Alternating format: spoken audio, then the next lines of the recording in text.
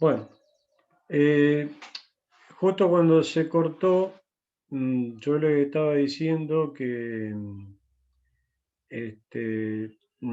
hasta acá lo que hicimos con respecto a la fase 2 fue ver básicamente, de una manera bastante resumida, en qué consiste el análisis PQRS, en el que establecemos qué tipo de productos queremos fabricar, en qué cantidad, en parte es importante saber qué cantidad de materiales se van a mover, con qué recorrido, ya que el flujo de materiales es un dato importante para establecer la relación entre las etapas de producción. Y por último, ¿qué servicios anexos se necesitan? Para este caso, el tipo de relación que se establece en las actividades no tiene que ver con el flujo, tiene que ver con otros factores que un poco mencionamos en una parte del análisis. Y a partir de eso, lo que se hacía, a partir de esa relación de actividades establecida en función de los flujos y otras cuestiones importantes entre los departamentos y actividades, se obtenía la tabla de relación de actividades. De esa tabla de relación de actividades llegábamos al diagrama de relación de actividades, que es el que vemos acá. Que yo les decía, como primer medida, no tiene que ser un grafo plano, ¿sí? O sea, en este caso quedó un grafo plano. ¿Se acuerdan? Un grafo plano era un grafo en el que las aristas no se cruzaban. Pero en estos métodos, tanto GUFA como SLP, no requieren que el grafo sea plano, ¿está? No se pide eso. Entonces, lo que sí se pide o se busca es que la cantidad de cruces de aristas sea la menor posible, porque cuanto más cruces de aristas hay, más difícil es el análisis de ese diagrama relacional de actividades. Una vez que uno logra eso y acomoda los nodos de manera tal que las actividades que tienen los más altos grados de relación, por ejemplo acá fíjense E, A, E, I, ¿sí? I, quedan todas anexas, las que tienen los más altos grados de relación quedan lo más cercana posible. Entonces, a partir de ese diagrama relacional de actividades, lo que se hace es obtener el diagrama relacional de espacio, ¿sí? ¿Qué es lo que vamos a ver ahora?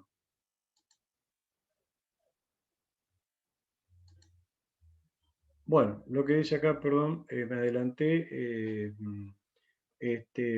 Lo que dice es que el diagrama relacional de actividades se puede obtener por prueba y error, lo mismo que propone BUFA. Yo les dije que les voy a dar una metodología que encontré en bibliografía que es muy simple y bastante interesante y que evita tener que estar haciendo tanta prueba y error hasta que se minimice el número de cruces.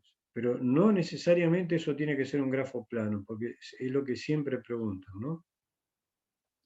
Y la idea es que tanto las actividades que tienen mayor flujo de materiales como las que tienen relaciones de actividad alta queden lo más cerca posible, ¿sí? Esta es la metodología que yo les menciono, que yo les estaba mencionando. Lo primero que hay que hacer es agrupar todos los nodos que tienen relación A. Si ustedes volvemos para atrás. Fíjense que los que tienen relación A son el 2 con el 9, el 4 con el 7 y el 7 con el 11, ¿sí? Y los que tienen relación E son el 4 con el 9.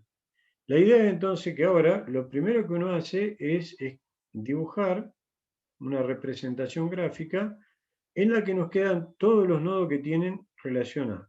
El 2 con el 9, el 4 con el 7 y el 7 con el 11. A continuación, los que tienen relación E, habíamos visto solamente en este caso el 4 con el 9. Y a continuación, los que tienen relación I. Y acá había más, ¿no? El 2 con el 3, el 2 con el 6, el 3 con el 9, el 5 con el 6, el 5 con el 9. Por último, los que tienen relación O. Y ahí tenemos el 1 con el 7, el 1 con el 11, el 4 con el 8, el 8 con el 10 y el 9 con el 10. Entonces, una vez que uno tiene estas agrupaciones de nodos, todos los que tienen relación A, todos los que tienen relación E, todos los que tienen relación I, todos los que tienen relación O, el paso siguiente es empezar a conectar los bloques siguiendo los órdenes de relación A, E, I, O. ¿Sí? Entonces, primero, ahora conectamos todos los bloques que tienen relación A y que están interconectados entre sí. En la representación anterior nos había quedado el 4 con el 7 y el 7 con el 11 separado, pero eso implica que en el grafo debería quedarnos 4, 7 y 11. Y eso es lo que estamos representando acá. Y el 2 con el 9 sigue estando separado porque ninguno de ellos tiene relación A con estos otros tres departamentos o nodos que dibujamos acá. A continuación, en el paso siguiente, lo que hacemos es conectar los nodos que tienen relación E al subgrafo que habíamos obtenido en ese primer paso de conexión de nodos. Y lo que encontramos es que el nodo 4 con el 9 tienen relación E, entonces en el próximo paso los dibujamos el subgrafo en el que ahora, además de los nodos que tienen relación A, dibujamos los nodos que tienen relación E en ese subgrafo. Ahora, hasta acá lo que tenemos en su grafo, todo con relaciones A y E. Ahora pasamos a unir los que tienen relación I. Entonces, hasta acá nosotros lo que teníamos era 2, 9, 4, 7 y 11. ¿Sí? Fue lo último que tuvimos en el paso anterior. Entonces, si yo ahora agrego el nodo 3, que tiene relación I con 2 y 9, lo podría agregar acá, en esta posición. De manera tal que puedo dibujar esta arista que equivale con dos líneas, que equivale a una relación I, o sea, el código I, y esta con dos aristas, con dos líneas que equivale a relación I. Y acá, entre el 2 y el 6 hay relación I, entre el 9 y el 5 hay relación I, y entre el 6 y el 5 hay relación I. O sea que si yo dibujara el nodo 6 acá y el 5 acá, trazando estas tres líneas que forman un cuadrado con esta otra de cuatro líneas, entonces tengo conectados los nodos que tienen relación I entre sí y con los nodos que yo ya había agregado con relación A y E.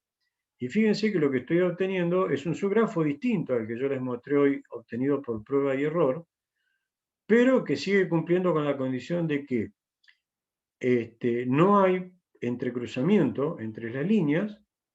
Dijimos que no tiene que haber, es deseable. Y si los hay, que sean los menos posibles. En este caso no los hay.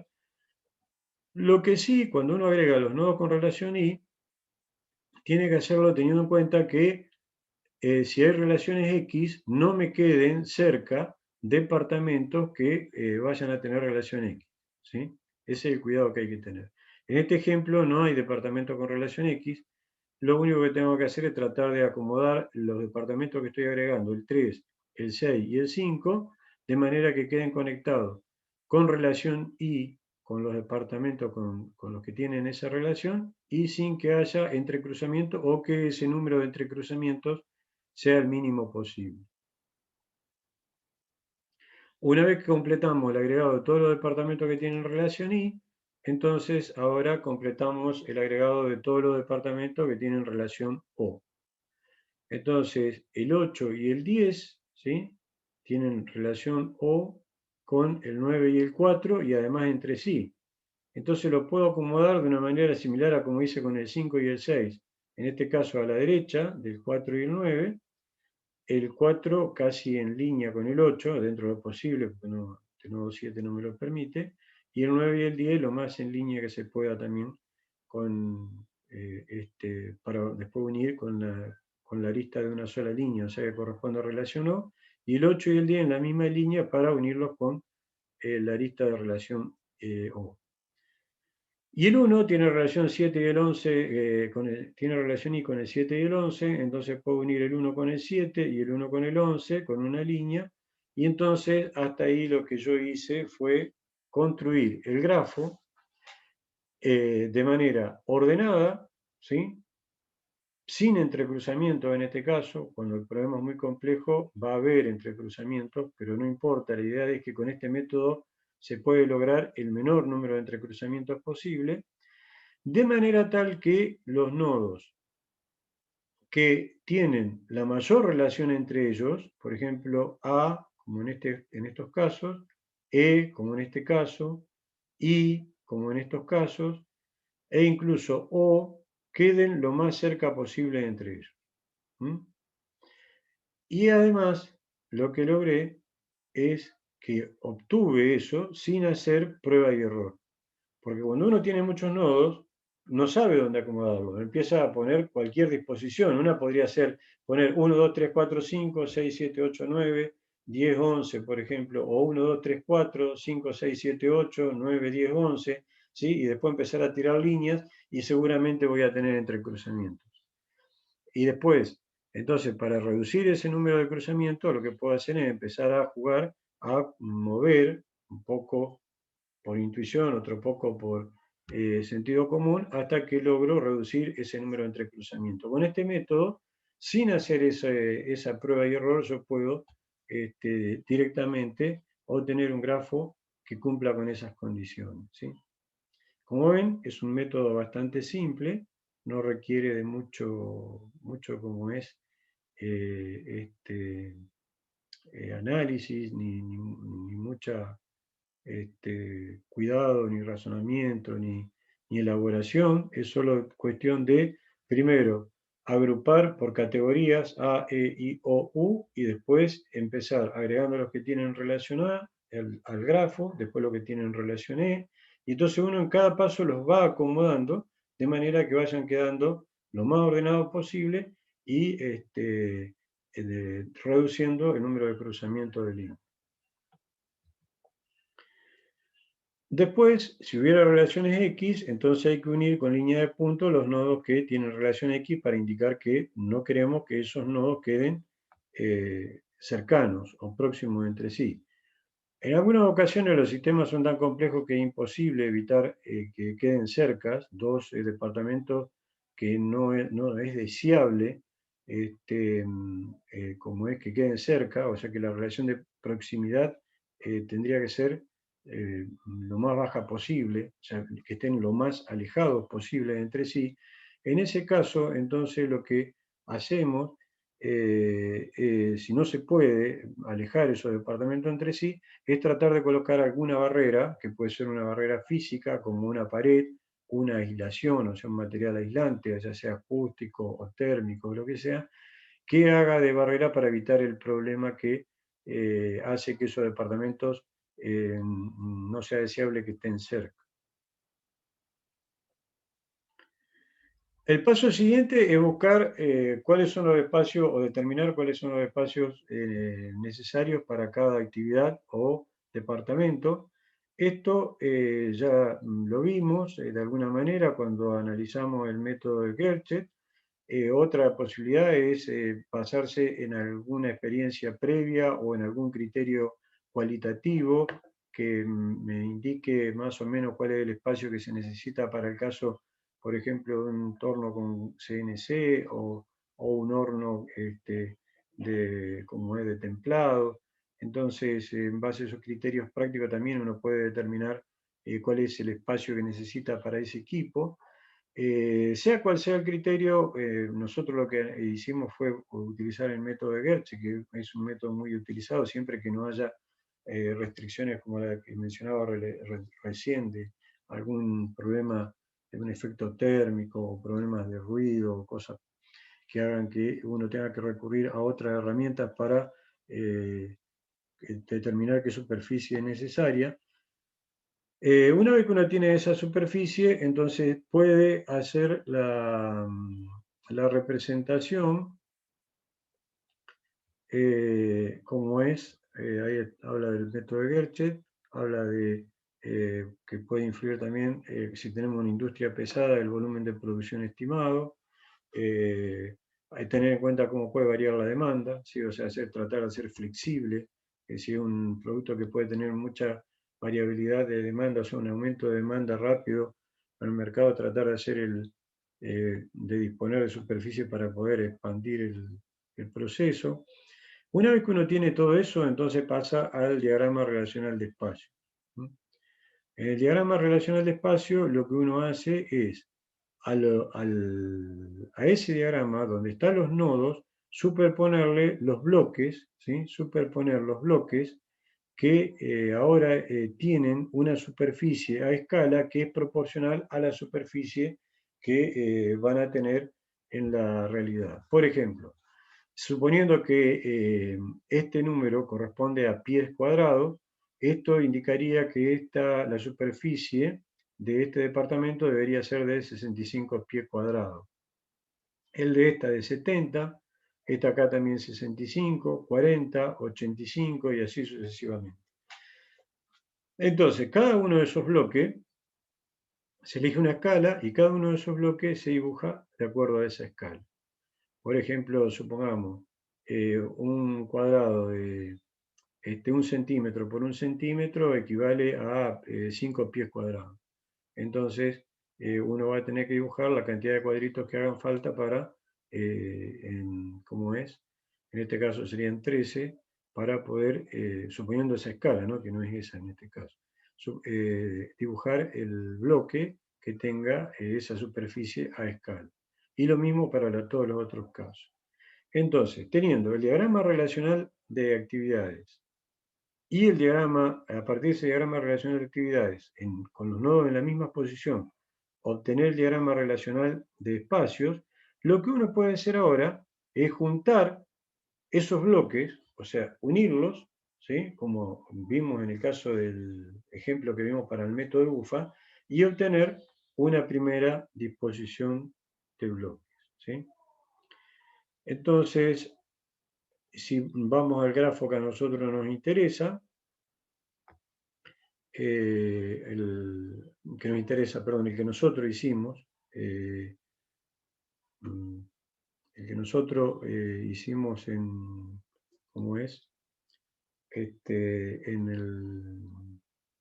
A partir del método que habíamos establecido, de primero poner los nodos que tienen relación A, después lo que tiene relación E, después lo que tiene relación I, así sucesivamente. Y ahora dibujamos esos bloques a escala, ¿sí? Usando, en este caso estoy usando otra escala, pero lo importante es que sean a escala para que las proporciones estén respetadas, o sea, los departamentos más grandes quedan representados con los bloques más grandes y los más pequeños, obviamente, con los bloques más pequeños.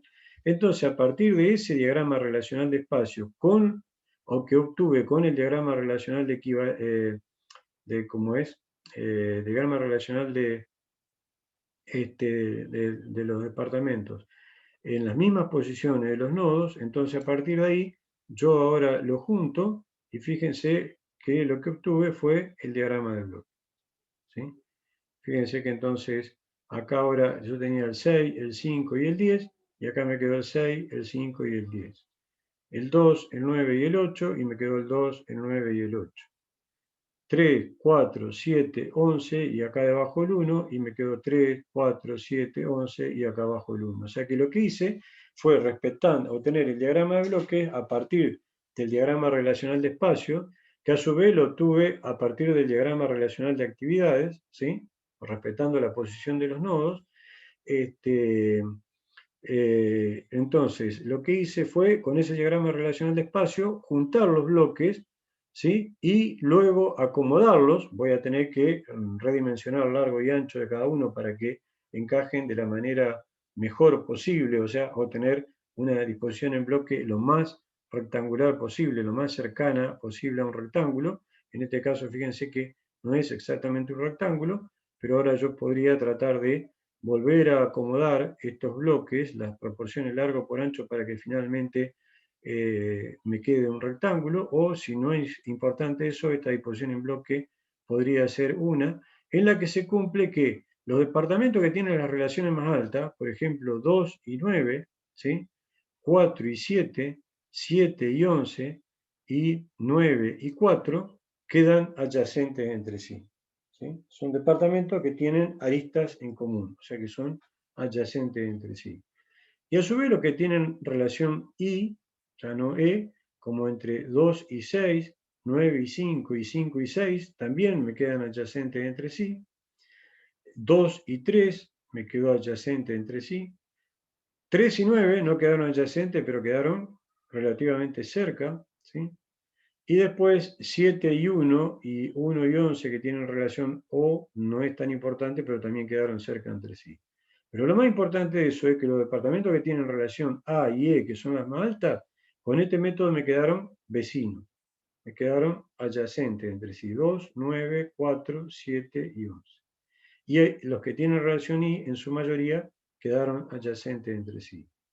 La idea es que ahora lo que estuvimos buscando durante todo este proceso propuesto por Moodle es tratar de cumplir con los principios que habíamos visto en la primera parte del tema 4, que son el principio de integración, el de mínima distancia, especialmente entre los departamentos que tienen las relaciones de actividad más alta, el de espacio cúbico, ahí es lo que vamos a tratar de hacer cuando entremos en el layout de detalle, tratar de aprovechar al máximo ese espacio en las 3 dimensiones.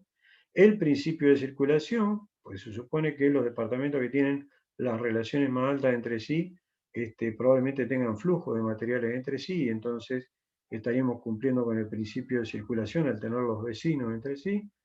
El principio de seguridad, y el principio de flexibilidad, que ese ya tiene más que ver con los espacios que nosotros le asignamos a cada departamento o actividad.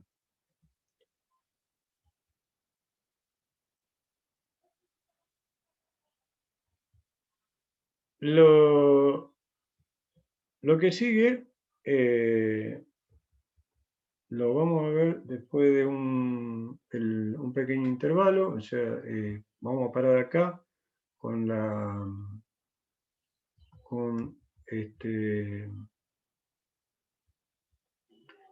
con el método de Mover.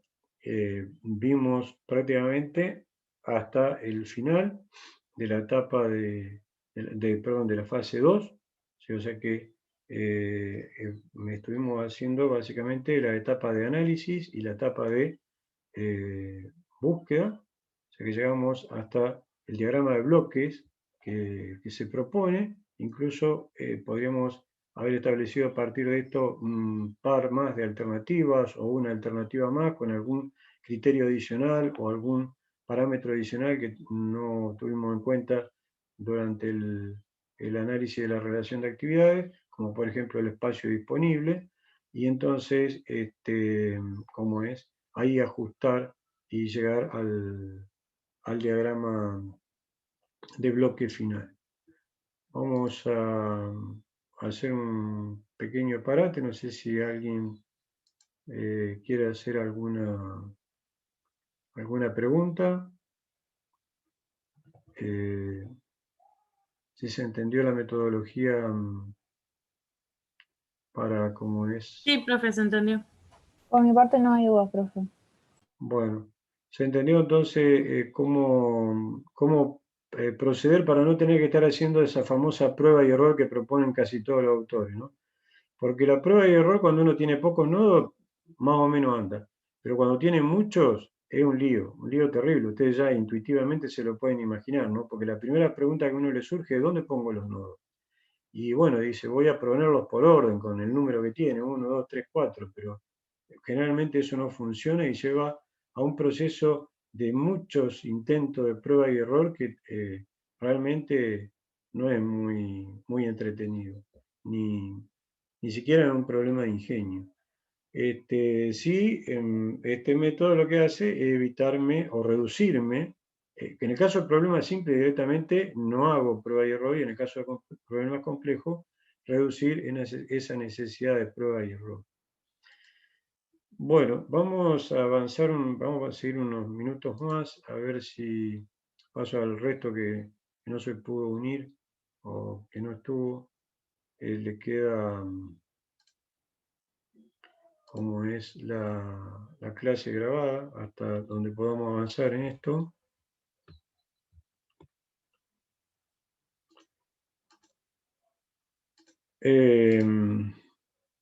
Bueno, ahora lo que en definitiva entonces nosotros hicimos es lo que dice ahí ese primer bloque de esta diapositiva.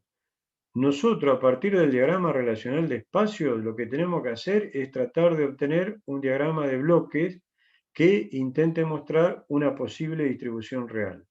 Y si nosotros trabajamos, como yo les expliqué, ese diagrama, el primer diagrama de bloque, por lo menos la primera alternativa, surge casi naturalmente.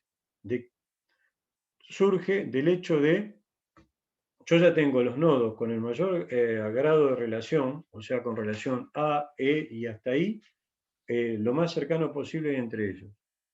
Dibujé los bloques a escala para cada uno de esos departamentos o actividades y las acerqué. Las acerqué y las reacomodé para que el diagrama de bloque me dé lo más cercano posible a un rectángulo. Ahí sí voy a tener que hacer algunas aproximaciones hasta que logre el diagrama de bloque que a mí me satisface. Y a partir de ese diagrama de bloque yo puedo obtener varias alternativas. Al hacer el diagrama de bloque, los factores adicionales que yo le decía que había que tener en cuenta, dice, cuando se hacen los ajustes, por ejemplo, podría ser si a nosotros ya nos asignan un edificio, que es una situación que suele ocurrir, o sea, nos dicen, bueno, la planta que usted para la cual usted va a diseñar el layout tiene que estar en este edificio. Entonces yo ahí voy a tener que tener en cuenta la forma del edificio, el tamaño disponible, o sea, el tamaño que tiene el edificio, cómo está orientado ese edificio para decidir dónde ponerlo, si los departamentos los pongo como es, los que quedaron en la parte superior los pongo hacia el norte, hacia el este, hacia el oeste, ¿sí?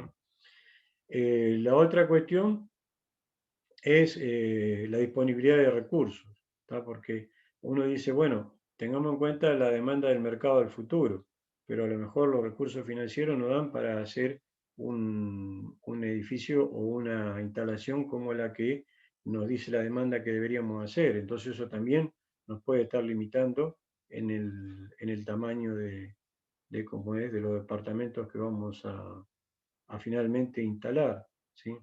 Después hay que tener en cuenta cómo se van a manipular los materiales. No es lo mismo, eso lo vieron con Mario, ¿no es cierto? No es lo mismo usar montacarga que cinta transportadora, que Redler o cangilones.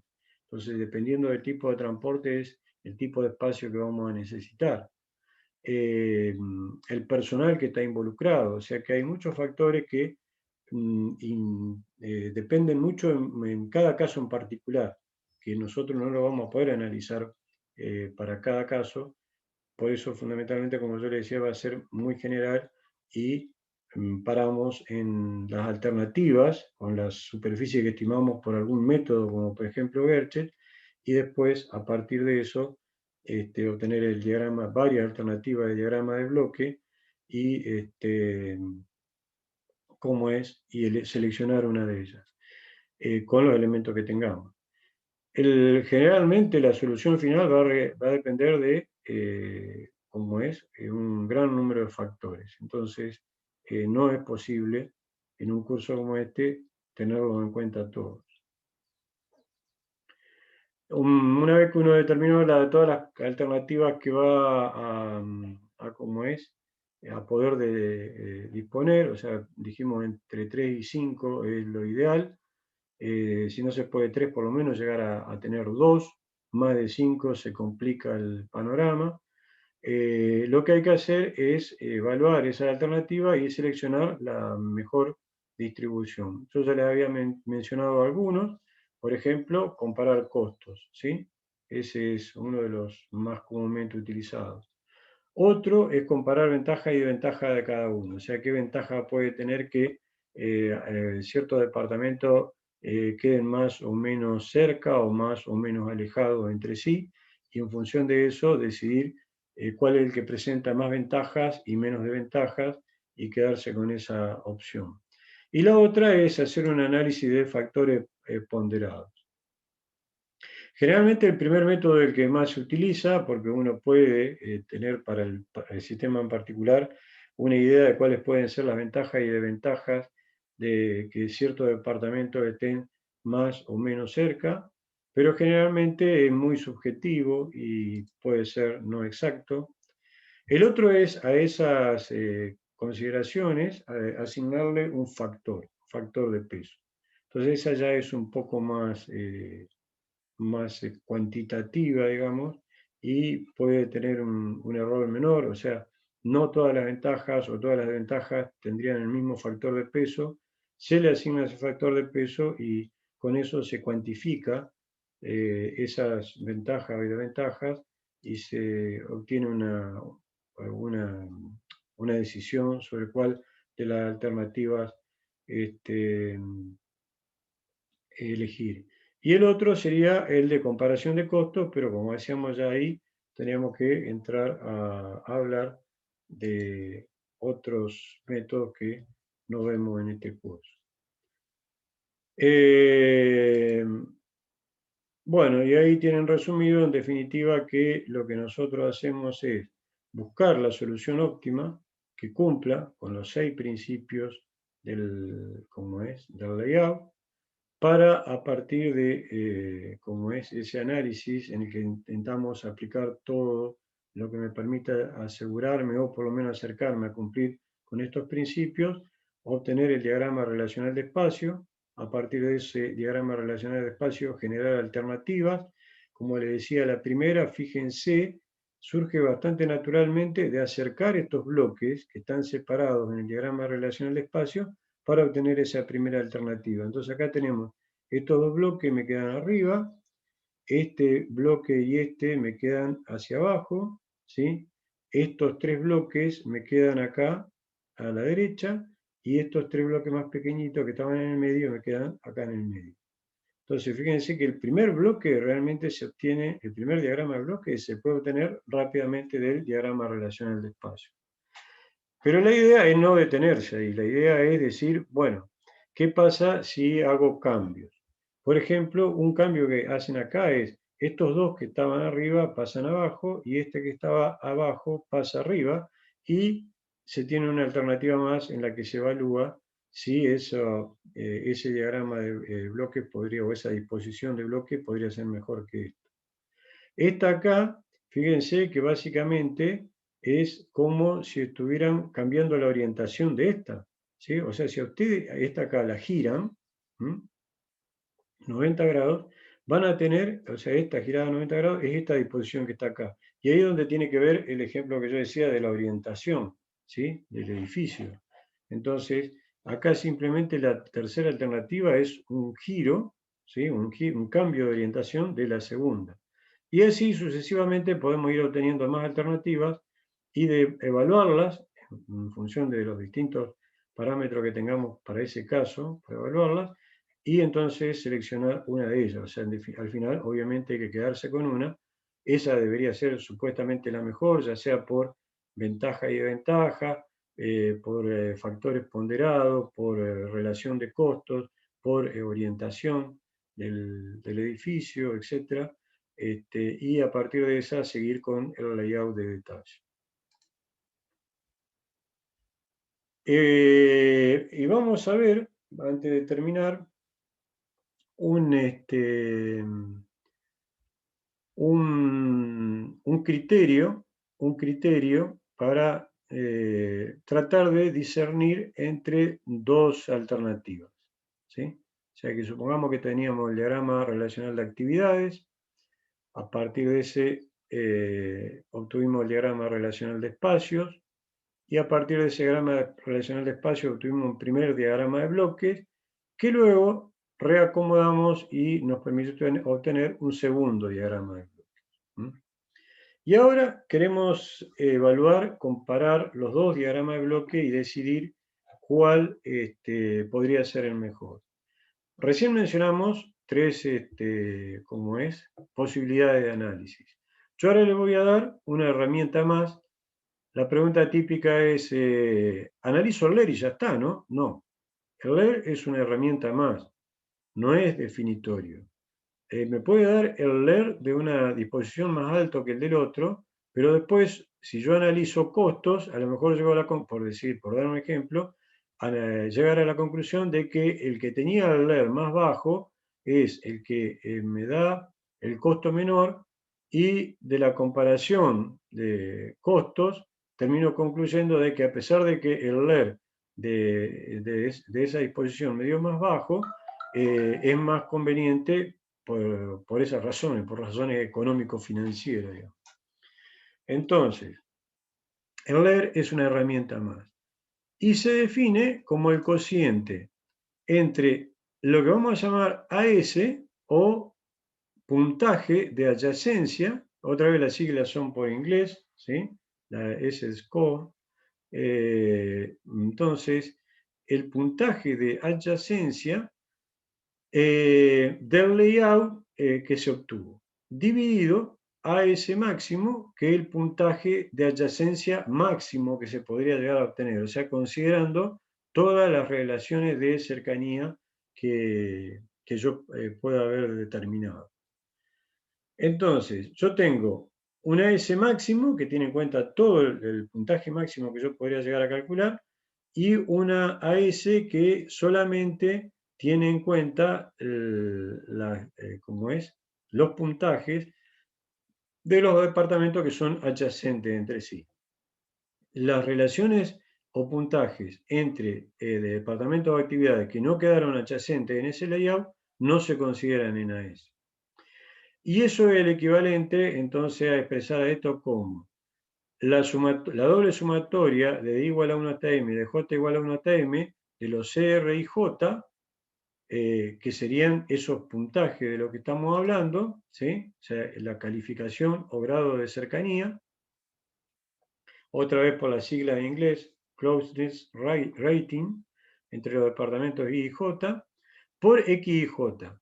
Quiere decir, yo tengo CR y J para todas las relaciones entre pares de actividades, ¿sí? Pero solamente en esta sumatoria voy a considerar los que son adyacentes. Entonces, para hacer eso, lo multiplico por X y J. X y J va a ser 1 si los departamentos I y J son adyacentes, y 0 en caso contrario. Quiere decir que si yo en la doble sumatoria considero todos los R y J, tengo que multiplicar por 1 a los R y J entre departamentos que quedaron adyacentes en el layout, y por 0 los que no quedaron adyacentes. Y eso me da AS. Y en el denominador me queda la doble sumatoria de todos los R y J, pero con una salvedad. Si los R y J corresponden a relaciones A, E, I o U, ¿sí? Van a ser mayor que 0. Y de ahí viene lo de CR y J positivo, o sea que acá van solo los CR y J positivos. Si CR y J es mayor que 0, entonces CR y J más se hace igual a ese CR y J. Pero si es X, o sea, no es deseable la proximidad, se le asigna un puntaje negativo. Entonces, si el CRI J es negativo, a CRI J más se le da el valor 0, no el valor negativo, sino 0, o sea, no se suma. De acá, entonces yo tengo un valor que es el LER, que se llama Layout Efficiency Rating, que lo que me da es una relación entre el puntaje de adyacencia que tiene el layout que yo determiné o propuse y el puntaje de adyacencia máximo, digamos, que se tendría si todos los departamentos que tienen un CRIJ mayor que 0 fuesen adyacentes. ¿Sí? Para entenderlo mejor, vamos a suponer que estamos en esta situación. ¿Sí? Vamos a suponer que esta es la tabla de relación de actividades, donde tengo el departamento de recepción y almacenaje, el departamento de acabado, el departamento de producción, el departamento de maquinado, el departamento de ensamblado y el departamento de empacado y embarque. Entre ellos, entre cada uno de ellos, tenemos relaciones A, E, I o U. Acá hay un agregado que yo hasta ahora no lo mencioné, no sé si ya lo vieron con Marcelo. A veces en las celdas se dividen por dos. El código alfabético se coloca en la parte superior o sea, en la división superior de esa celda, y abajo se coloca un código numérico. Ese código numérico es un justificativo de por qué se le dio ese código alfabético a esa relación. Entonces, cuando uno lee acá O1, hay que ir y buscar en el código 1, que es particular para esa planta, y se fija por qué quiere decir 1. Entonces uno dice, se le dio 1, perdón, se le dio O por la razón 1, por el motivo 1. El motivo 1 ese no quiere decir que siempre va a ser O. Por el mismo motivo, la relación entre otros departamentos podría ser E. O sea que la idea sería si se cumple o no se cumple ese motivo. Y acá podría ser A. Y acá se le dio O, pero no hay un motivo aparente, ¿sí? Entonces, si hay un motivo, ese motivo se coloca con un código numérico debajo del código alfabético y el que conoce el código numérico o tiene donde consultarlo, rápidamente puede saber por qué se le dio ese código alfabético. Bueno, una vez que uno tiene el diagrama de, ¿cómo es? Perdón, la tabla de relacional de actividades, obtiene el diagrama relacional de actividades. Fíjense que acá ahora los nodos son rectángulos, ¿sí? No son círculos, o sea que fíjense que le podemos dar la forma que quieran. Entre el 1 y el 5 hay relación A, entre el 1 y el 3 hay relación E, entre el 3 y el 6 relación E, entre el 2 y el 5 relación E, entre el 5 y el 6 relación y después entre estos 4 y 5, 2 y 1, 4 y 3 y 5 y 3 hay relación y el resto no hay líneas que los unan porque la relación son O, no hay relación X en este caso. Entonces, a partir de este diagrama relacional de actividades, nosotros podríamos obtener, si dibujamos los bloques de escala, el diagrama relacional de espacio, lo juntamos, acercamos esos bloques y podríamos obtener, por ejemplo, este diagrama, ¿cómo es? De bloques. Y si ahora reacomodamos esto de manera de que me quede un diagrama más rectangular, entonces lo que yo tengo es este diagrama de bloque, donde fíjense que 4, 1 y 3, 2, 5 y 6 están en la misma línea, pero acá, por ejemplo, 1 y 2 no eran adyacentes, ¿sí? Y acá sí, ¿está? Acá 3 y 5 no son adyacentes, y acá sí. O sea que yo acá, al pasar del diagrama de relacional de espacio que obtendría de este diagrama relacional de actividades, obtuve este diagrama de bloque, respetando directamente las posiciones. O sea que puse todos estos tres en la misma línea y puse este arriba de este arriba de este y este arriba de este. Y me quedó esto, donde 3 y 5 no son adyacentes y 1 y 2 no son adyacentes. Fíjense que no es tan mala la idea, porque la relación entre 3 y 5 es O y entre 1 y 2 es 2, o sea que la relación de proximidad es ordinaria. Sin embargo, al tratar de acomodarlo en forma rectangular, obtuve uno donde ahora quedan en la misma línea, pero uno, además de estar arriba de 5, está arriba de 2, o sea que uno, además de ser adyacente a 5, es adyacente a 2, y 3, además de ser adyacente a 6, es adyacente a 5. Bueno, vamos a ver qué pasa si yo calculo el LER para cada una de estas disposiciones. Entonces, para calcular el LER le tengo que dar valores numéricos a los códigos alfabéticos A, E, I, O, U y X. Una forma muy simple de darle valores numéricos a estas letras es poner, por ejemplo, el valor más bajo, que sería U, a U, que es 0, y en este caso el valor más alto a A, que sería 5. Y entonces después le puedo dar a E4, a I3, haciendo especial énfasis en que A, E, I serían los órdenes, los grados de relación más importantes, y a O en realidad le daría el valor 1, o sea, cercano a U.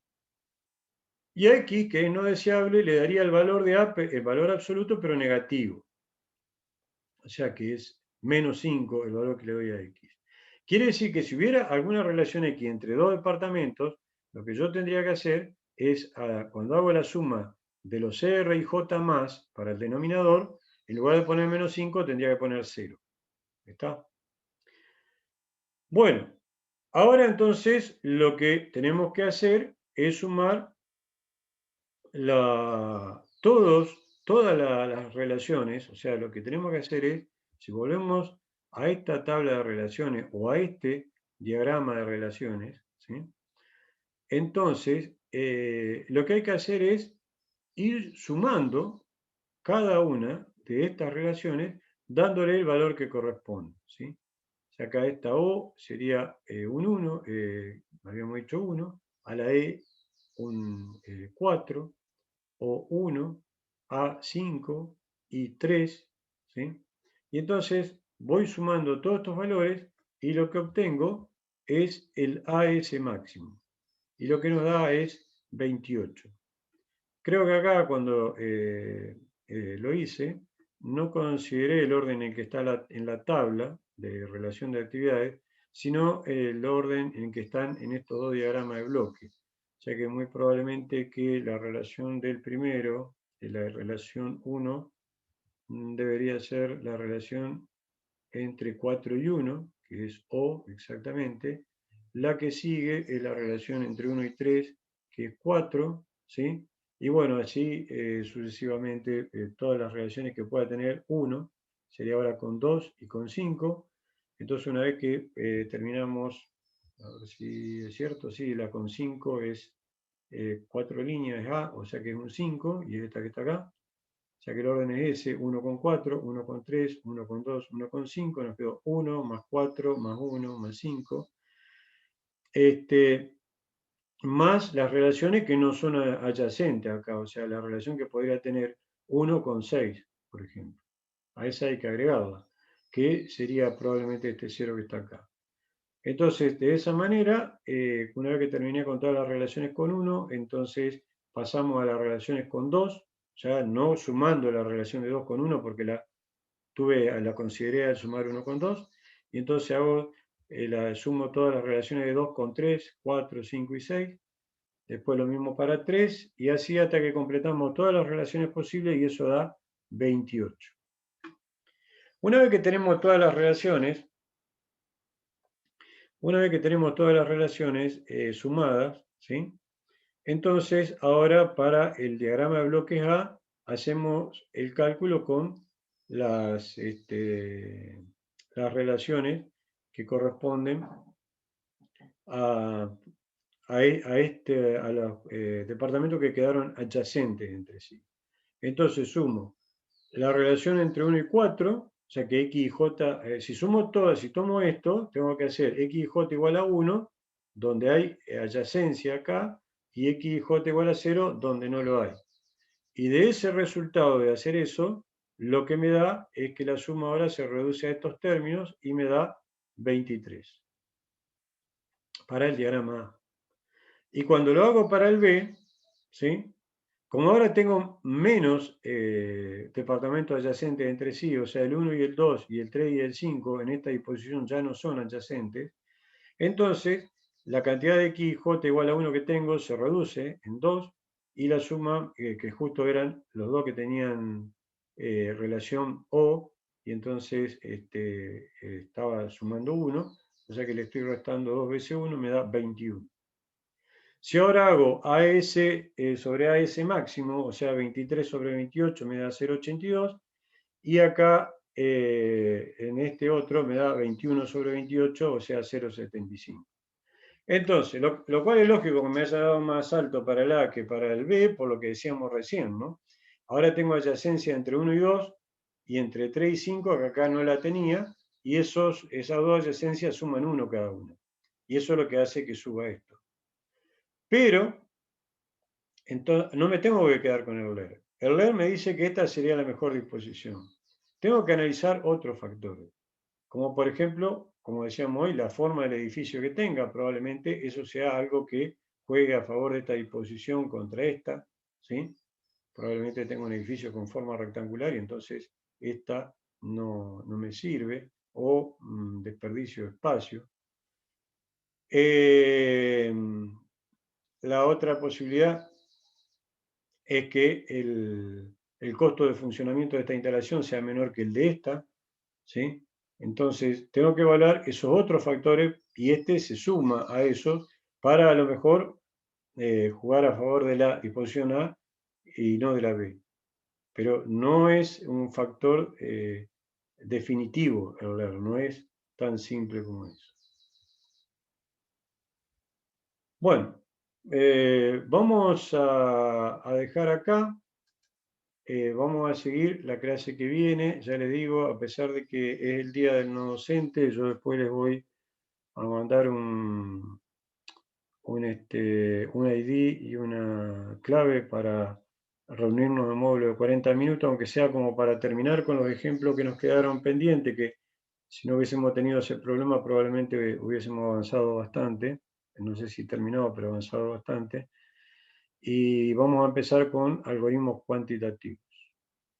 Bueno, disculpen los inconvenientes, pero no puedo controlar el FiberTel. Y la verdad que es la primera vez que me falla de esta manera. Hasta ahora nunca se me había cortado durante media hora como... Era raro, era en forma intermitente, se cortaba, volvía, hasta que enganchó. Bueno, puedo pedir disculpas y nos vemos entonces el jueves con nuevo ID y nueva clave. Perdón, perdón. Hay una... Yo me eh, despido, profe. Muchas gracias. Saludos. bueno, chao, nos vemos, Constanza. Agustín dice que tiene dudas y Camila también. Ajá, bueno, no sé quién quiere preguntar primero. Cami, preguntale vos primero. Lo mío es un poco más largo, capaz. Dale, buenísimo. ¿Se me escucha bien, profe? Sí, sí. Le consulto. El lunes, si no me equivoco, habilitaron las mesas de diciembre, las fechas, y coincidía el mismo día diseño y economía industrial. Me dije. Ahora, Sí, ¿cómo? sí, sí. Ahora economía la cambiaron al 16 y yo hablé el lunes con el profe porque no sabía del cambio y él me había dicho que si no estaba la posibilidad de cambiarlo para el viernes. Que iba a hablar con usted. Yo no sé si esa posibilidad todavía existe. O sea, mi intención es presentarme a las 2. O sea, Que espero cambie llegar, para el digamos. viernes, que quién cambie para el viernes. ¿Nosotros, diseño? Claro. No, yo consulté, yo no sabía eso. Igual a mí me quedaba más cómodo jueves o viernes y yo consulté con Mario y Marcelo y pueden el jueves. O sea, quedaría 16 y 17 de última. Claro, En vez de lo 15 y ideal 16. sería que vuelva a economía el 15 para que le quede un par de días.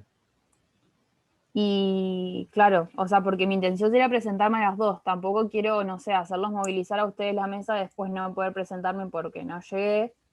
Pero era para ver si existía la posibilidad porque quisiera hacerlo. Sí, de Pero, última, nosotros lo movimos al jueves porque yo, a mí me quedaba muy cerca de procesos y yo no sé cuántos alumnos se van a presentar al proceso, pero tenemos mucho en espera y entonces la idea es que no se me superpongan tanto los dos exámenes ahí y por eso lo claro, quería pasar para el viernes. Pero resulta que Mario y Marcelo me dijeron que preferían el jueves. A mí jueves viernes me daba lo mismo porque me da el pulmón. Yo del lunes que tomamos proceso al jueves tengo 3 días, ¿sí? O sea que probablemente termino de corregir y todo. Yo hubiese preferido también el viernes, pero no pude, ese día no nos coincidían los horarios. y en Eh, ese caso, profe, deberíamos hablar de nuevo con, o sea, usted su cambio para el jueves ya estaría confirmado entonces. no está confirmado, yo lo pedí, pero creo que me lo van a dar. Bien. No, sí, de Eh, última para ver si alguien se Es presenta a más, yo economía creo que y... me lo van a dar porque yo puse jueves 18, que me confundí, me equivoqué, y me preguntaron de estudiantiles, ¿jueves 17 o viernes 18? Yo dije, ¿qué pasó? Miré, claro, había puesto jueves 18 y Pasa. entonces le aclaré, no, tiene que ser jueves 17. Creo que si me preguntaron es porque me van a dar el cambio.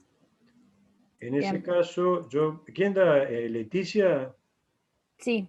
Yo no sé si si tendríamos que avisarnos, o sea, no sé cómo se maneja eso, pero no sé, para como hay tantas mesas, intentar aprovechar y poder en un llamado tirar las dos. Por eso, o sea, para que les quede un poco más, un par de días, como para repasar diseño, a estudiarla van a tener que estudiar en paralelo, me parece, no le va a quedar otra. Sí, sí, sí. Pero, viste, después está bueno tener un par de días como para la que sigue poder mirarla un poco. Sí, por lo menos Y, un día de diferencia. y claro, preguntarle a Leti, decirle que ustedes hablaron conmigo, yo de última hablo con Leti, a ver si puede volver al martes e incluso el lunes sería hasta mejor para ustedes, creo, no sé, eso lo manejan ustedes, pero por lo menos Eh, volver al martes. sí, Ahora, yo no, por mí no tengo problema. Eso, como dice usted, tener por lo menos un día de diferencia para el día antes, por lo menos encarar bien cada materia en su momento. ujú. Entonces, profe, ¿qué Bueno, prefiere? ¿Que yo hablemos? te sugeriría que hablen con Leti y que vean de la posibilidad de pasar, que vuelva a la mesa de ella el martes. La licencia ya la tenía otorgada, o sea que no creo que haya problema en que pasen el martes. Dale, Y profe, yo me comunico y le aviso a usted. yo sin saber de todos estos cambios ya había pedido el cambio el jueves. Y ahora me doy cuenta que tendríamos que habernos reunido con, justo yo hoy tuve una reunión con Leti, pero era por otro tema. Si no, si hubiese salido el tema este, a lo mejor arreglábamos ahí con eso. Claro. Eh, Le consulto a ver si está de acuerdo. Yo le pregunto a Leti y le digo que cualquier cosa, si puede comunicarse con usted. bueno, dale. Sí, sí. Dale, buenísimo. Muchísimas gracias, profe. Bueno, Camila, nos vemos. Hasta luego. Chao, chao.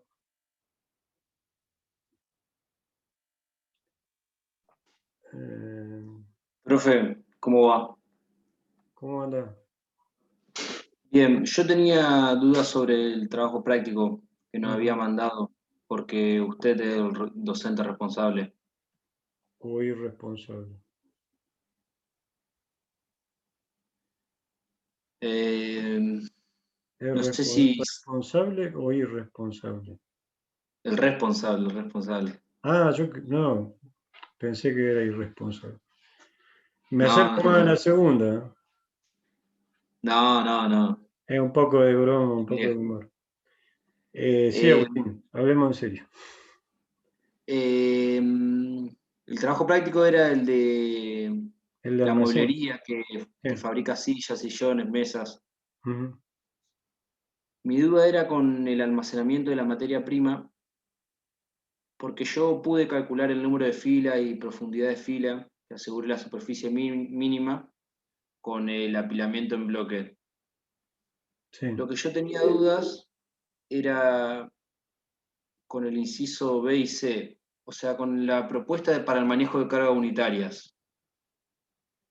A mí se me había ocurrido de, de instalar con un sistema ASRS, pero no sé si es posible porque me dio Eh, una profundidad muy grande de sí, las no, cargas. no te lo aconsejaría, más por el tamaño, por el peso y el tamaño de las cargas unitarias. No, la idea era ir por el lado más simple. Ustedes, cuando manejan este tipo de pallets, esto lo vieron con Mario, ¿no? Ujú. ¿Cuál sería la forma más simple y más común, digamos, de manejar carga unitaria de este tipo? Pallets pesados con un tamaño relativamente de mediano a grande. Y la forma más común sería con, no me sale el nombre de la máquina, pero el, ¿Te sale montacarga? sí, como no la grúa, sí, el montacarga sería, Claro, si los que tienen las dos uñas, ¿no es cierto? Que claro, se mete por que van, abajo. calzan el pallet, lo suben y Y lo bajan. claro, era un poco eso, es una respuesta muy simple. Yo le iba a poner ahí que adopten pero después Mario le puso un trabajo práctico parecido y entonces le puse eso nada más, que digan cómo lo manejarían. Entonces, es una respuesta bastante breve, ¿no? Si ustedes además de eso quieren agregarle, quieren adoptar el montacarga, teniendo en cuenta, estimando un peso. Yo no le di dato de la densidad de la madera, ni... Ustedes el volumen lo No, tienen, el volumen lo pueden calcular. Si buscan Ujú. datos de alguna densidad de madera en internet, una madera término medio, digamos, una madera de pino o de guatambú, ¿sí? Sí, sí, sí. Y con eso determinar un peso y con el volumen adoptar un montacarga, quedaría bárbaro. Sería un poco la... En internet hay bastante información de dimensiones de montacarga, potencia, etc. Perfecto. Entonces con el montacargas manejaríamos las cargas. Claro, porque justamente, ¿cuánto te dio de fila? Yo ahora no me acuerdo la respuesta porque yo lo hice, pero... Eh, de fila para los tablones me dio 4 y de profundidad 9. Y para las láminas me dio 6 filas y de profundidad 13. Claro, ahí fíjate que vos tendrías que tener un sistema que te permita manejar esos pellets bastante grandes, pallets bastante grandes y con una profundidad de 9, estaría medio complicado, ¿no? Ujú.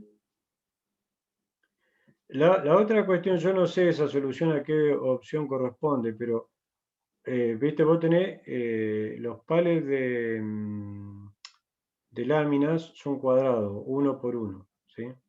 Sí, Pero los otros son rectangulares, son de 1 por 1,2. sí, son de 2 por 1,2. Ah, perdón, de 2, peor todavía, de 2 por 1,2, sí, está bien. Ujú. O sea que peor todavía, o sea que son más rectangulares, más diferencia entre el largo y el ancho. Yo no me acuerdo si en clase se lo dije, creo que sí, pero a lo mejor lo dije muy rápido al pasar. La disposición óptima, o sea, la de menor superficie promedio, va a depender también de cómo vos dispongas ese largo y ese ancho. Si vos pones los 2 metros en profundidad, ¿sí? Te va a dar una superficie, y si pones los 1,2 metros en profundidad, te va a dar otra superficie. Dicho de otra manera, si vos tomás L igual a 2 metros y L igual a 1,2 metros, y como consecuencia W sería la otra medida en cada caso, el número de filas y la profundidad te va a cambiar. Y con eso te va a cambiar la superficie en promedio mínimo. Entonces debería probar con las dos formas para ver cuál es la Exacto. superficie mínima. Por lo que vos me estás Perfecto. diciendo, vos estás probando con una. Sí, sí, probé con una sola. Entonces, no sé cuál es la que vos probaste. L igual a cuánto, ¿no te acordás? L igual a 1,2 y W igual a 2. Bueno, ahora tendrías que probar con W igual a 1,2 y L igual a 2. Perfecto. A lo mejor la que vos probaste ya era la, pero hasta que no hace la otra no lo sabés, ¿sí? Y con respecto al almacenamiento en sí, o sea, me quedarían los tablones a un lado del pasillo y las láminas del otro lado. Claro. No sería intercalado de alguna otra forma. No, siempre hay que buscar la solución más simple posible, ¿no es cierto? Entonces vos tenés dos tipos de materiales. Podés tener más de un tipo de tablones de madera, ¿no es cierto? Pero a vos no te están dando tanto detalle. Vos tenés tablones y láminas, ¿sí? Básicamente esas dos categorías. Vos ya determinaste cuál es la mejor disposición por apilamiento en bloque para tablones y cuál es la mejor disposición para apilamiento en bloque de láminas, ¿está bien? Sí, sí. ¿Sí? Bueno, tener esas dos disposiciones. Ahora, y te dicen que el ancho de pasillo, ponele, no me acuerdo, era 5 5 metros. metros. ¿Sí? Sí. Ese pasillo lo podés aprovechar para los dos, poner uno de un lado, el otro del otro lado, la mitad del pasillo es para un apilamiento, la otra mitad para el otro, y ese es todo tu plano. Ahí así de simple. Perfecto, perfecto. Lo que sí tenés que dibujar, ¿no? Los pallets, la luz entre los Sí, pallets. sí, sí, eso Todo lo iba eso a a dibujar. escala, pero básicamente es eso. vos tenés la puerta de entrada, el pasillo, y de un lado del pasillo tenés el apilamiento en bloque de tablones y del otro el apilamiento en bloque de lámina. Perfecto. Y lo último que me había quedado era que me pedía la altura mínima del depósito. Ujú.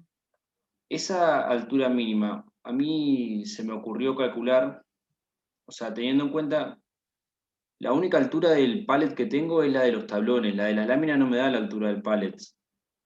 No, te doy la altura de... La altura del pallet sí es la misma en los dos. ¿No está escrito? Ah, Los 14 centímetros vos te referís. sí, los 14 centímetros. Esa es la misma en los dos. Lo que cambia es el largo y el ancho. O Y sea, pero la carga unitaria va a ser de 14 centímetros o solo el pallet es de 14 centímetros no, solo el pallet. Ah, entonces yo tengo que Las patas, calcular ¿viste? Las pales son Sí, 3 travesaños que son las patas, con varios travesaños puestos, las pales de madera por lo menos, ¿no? sí, sí, sí, sí, sí. Así, entonces, la altura de esas patas más los travesaños que tiene arriba son 14 centímetros. A eso vos le Yo tenés que sumar la altura de los tablones, Sí, porque vos en perfecto. cada, ¿cuántos tablones eran? 40, no, Eran 42 unidades por pallet, eran 42 unidades. sí. Y entran por ancho de pallet, creo que entraban 2 tablones, o no me acuerdo. Dos tablones. No, no, era un tablón arriba de otro, son 42 arriba. 42 tablones uno arriba del otro. 42 apilados. Sí. Bueno, sí, tantos tablones apilados, 42. ¿No tenés el 20. enunciado ahí No, no. para...? Sí, sí, perdón, acá lo tengo. No. De ancho entran 6 tablones porque tienen 20 centímetros de ancho. Claro, entonces la pila es 7 tablones. Entonces son 6 apilados, creo. O 7, 7. 7. 7 7 tablones apilados. apilados. Y vos tenés el espesor de Sí. los tablones. Claro, entonces con eso calculo la altura total. Claro, más la altura del pale, tenés la altura total de cada carga unitaria. Y, Claro, y a esa carga unitaria yo la multiplico, o sea, por el total de carga unitaria que se pueden apilar, claro, que eran 4, y le tengo que sumar, un espacio arriba para poder manejar las cargas. perfecto. La Eso altura va lo a ser la podés... misma para para los dos lados del depósito, sería, o sea, con el que tenga altura máxima calculo. Es el que va a mandar el que te quede con la altura máxima. Perfecto, profe. Era eso entonces, ¿no? Sí, ese inciso un poco de criterio común y de aplicar un poco lo que vimos en ASRS, ¿viste? Ahí vimos algo de eso. Claro, claro, Bueno, yo la fórmula la había sacado de ahí, de ASRS. No sabía si es se podía aplicar, pero me bueno, pareció un que sí. criterio para decir, bueno, me baso en eso para decir que arriba del último pale debería haber por lo menos tal luz. Ujú. También podría definírtelo el montacarga que vos elegiste, ¿no es cierto? Pero la idea sería de que no sea mucho más alto que lo que vos querés manejar. Yo diría que Bueno, lo profe, combinas con el alto de cómo es, del apilamiento en bloque más alto que tenés, más esa luz que necesitas arriba, para poder manejar los palos, ¿no? perfecto. Después la luz que Bueno, necesitas para meter las palas del montacarga ya la tenés, porque son esos 14 centímetros, ahí está esa luz. claro, sí, sí. Y después la holgura es la que te da la luz de los costados, que no me acuerdo, creo que les di 15 centímetros. Me parece. Sí, no, sí, creo que era 15, un poquito menos. No me acuerdo, la verdad que no me acuerdo. Porque cambié los datos varias veces hasta que quedó algo como es potable para el problema ese. Bueno, Bueno, profe, muchas gracias. Cualquier ese, cosa le mando un mail si tengo más dudas. sí, sí, mandame un mail, no hay problema, yo trato de responderte. Van bien, porque si ya hicieron eso, todavía les queda más de una semana para hacer la otra parte. O no sé, por ahí se dividieron el trabajo, viste que muchas veces hacen eso y después juntan todo. La idea es que si se dividieron el trabajo, después todos traten de ver lo que hicieron los otros por las dudas. ¿Sí?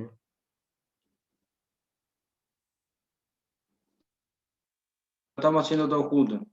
Ah, bueno, mejor. Bueno, no sé si después te surge alguna otra duda, me avisas. Bueno, profe, gracias. Nos vemos. Bueno, Agustín, nos vemos. Chao, chao.